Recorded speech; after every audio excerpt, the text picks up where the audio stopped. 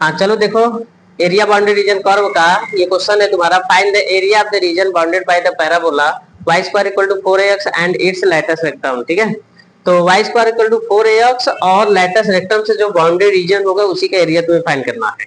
तो पहला काम करो कि इसको ग्राफ पर रिप्रेजेंट करो। y square equal to 4ax को ग्राफ पर रिप्रेजेंट करोगे तो देखो ये इस तरह से ग्राफ इसका बनेगा। ये हमारा ओरिजिन हो गया जो कि 0 0 और ऐसे। ठीक है, इसका फोकस जो होगा वो a, 0 होगा। और लेंथ ऑफ लैटिस रेक्टम तुमको पता होना चाहिए कि लैटिस रेक्टम कैसे होता है, फोकस पॉइंट से पास होकर जाता है, यही होगा लेंथ ऑफ लैटिस रेक्टम।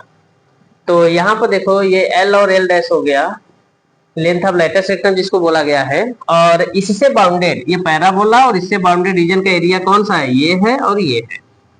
ये दोनों पार्ट क्या है, सिमेट्रिक है। तो एक काम करते हैं कि एक पार्ट का एरिया निकाल लेते हैं, दो का मल्टीप्लाई कर देंगे तो ये पूरा पार्ट का एरिया निकल के चला आएगा। ठीक है, तो सोचो कि ये जो पॉइंट है ये ए है, यहाँ वर्टेक्स है 0 0, तो ये 0 x की वैल्यू 0 से x की वैल्यू कहाँ तक, a तक, 0 से लेके a तक। लेकिन अब इसमें देखना कि इस ग्राफ में ये जो y है ये पैराबोला का y ना, तो इस पैराबोला के y को ही ये रिप्रेजेंट किया जा रहा है। देखो एक्स एक्सिस पर पैराबोला को y को ही रिप्रेजेंट किया जा रहा है, किस पर, एक्स एक्सिस पर। ठीक है, अब इसमें क्या काम करते हैं कि एरिया जब निकालोगे तो area bounded reason, area bounded reason,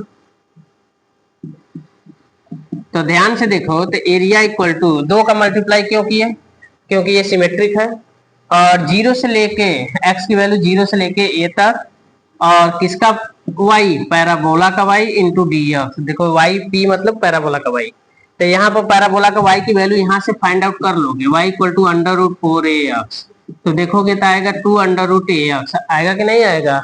यहाँ पर सब्स्टिट्यूट कर दोगे तो ये 2 मल्टीप्लाई 0 टू a और 2 into under root ax dx। अब इसको सॉल्व करेंगे हम, तो 2 2 जा 4 और 0 से लेके a तक, इसको दो अंडर रूट में सेपरेट कर लो, under root a into under root x d x. देखो इस तरह का। अब ये भी कांस्टेंट है, इसको बाहर निकाल लिया जाएगा, तो ये आएगा तुम्हारा 4 under root a 0 to a under root x d x. तो तुम्हें पता है कि x के पावर इसको 1/2 लिखते हैं, और x पावर 1/2 का इंटीग्रेशन क्या होता है, 4 under root a into x के पावर 1/2 प्लस 1 3/2, और ये हो गया 3/2 0 टू a, लिमिट पुट कर दी है।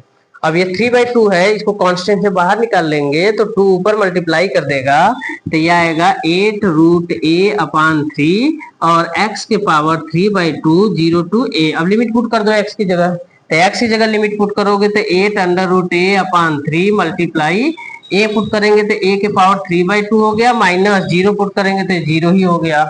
अब यहाँ देखो 8 हो गया, अंडर रूट a हो गया, इंटू a के पावर 3/2, तो a के पावर 3/2 को लिखना चाहो तो ऐसे लिखो ना, a into under root a, क्योंकि ये 1 है, ये पावर 1/2, 1 प्लस 1/2 इक्वल टू कितना आ गया 3/2, और अपान में 3। यहाँ पर देखो 8 अंडर रूट a ये a हो गया और इंटू a, तो ये a स्क्वायर अपान 3, ये स्क्वायर यूनिट हो गया। यही हमारा एरिया आया। इससे boundary region y square equal to 4x parabola and length of latus rectum से बाउंड्री रीजन का एरिया टोटल आ गया।